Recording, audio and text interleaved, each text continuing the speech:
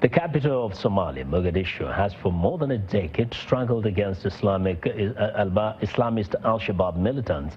Now, Somali authorities say in March, attacks tripled with 15 bombings in just a week's time. Authorities responded with additional checkpoints, improving security, but making work difficult for the city's thousands of tuk-tuk taxi drivers. Reporter Mohammed Shahnoor reports from Mogadishu. 20-year-old driver Mohammed checks his tuk-tuk taxi every morning before setting off to work. He's looking for a bomb. Al-Shabaab militants are known for sabotage, and their average monthly attacks in Mogadishu have tripled since March. Somalia's capital has thousands of tuk-tuk drivers, and they are often victims. The tuk-tuk drivers have been badly affected by both explosions and roadblocks in Mogadishu. Meanwhile, the government says that it will tighten security, but every time it announces so, security deteriorates. For instance, 6 of my fellow tuk-tuk drivers were killed as a result of explosions that took place in Mogadishu. The government's inability to provide security is to blame, say critics like Somali lawmaker and former security minister Abdirasaq Omar. 15 explosions in 1 week, and the numbers are going up and up. It's not slowing down. And one of the reasons why there's such an escalation is because the government hasn't had a policy or a strategy to counter Al-Shabaab insurgents. Somali authorities dispute the idea that they are not working hard to secure the capital and defeat Al-Shabaab. To stop the surge in attacks, they increased patrols and set up more checkpoints. We work both day and night. We want to connect between the police and community in order for them to be able to work together on security issues. Somali security seized a large store of weapons earlier this month. They said was Al-Shabaab's. The seized weapons include explosive belts, ammunition bombs, materials to make homemade explosives, and both heavy and light large weapons. But Al-Shabaab militants are not the only ones responsible for civilian deaths.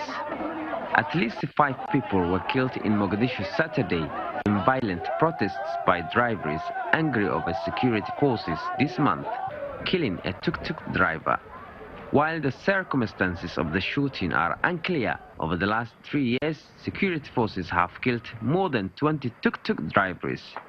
But for drivers like Deq, navigating the threats of Al-Shabaab and rash security is still the best option to earn a living in Somalia. Mohammed Shahnoor for VOA News, Mogadishu.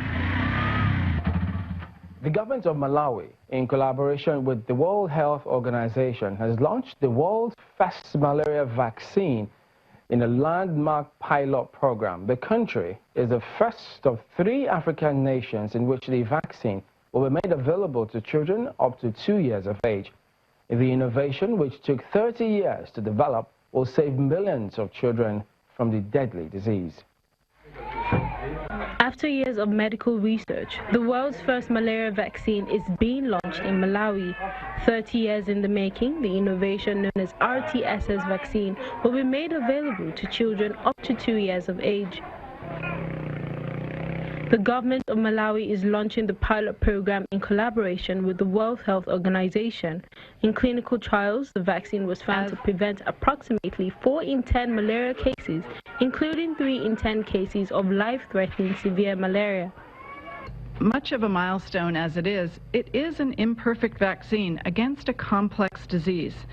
But it's also a vaccine that has significant potential to save lives and deliver on the health aspirations that we have for all children around the world. RTSS vaccine is the first and to date the only vaccine that has demonstrated it can significantly reduce malaria in children. The question could be, well, why not wait until we have something better? Well, and the answer to that is because we know we're dealing with a very, very hard organism, and that's why I mentioned before this is the first vaccine against a human malaria parasite. Parasites are really complex organisms, much more so than a virus or a bacteria.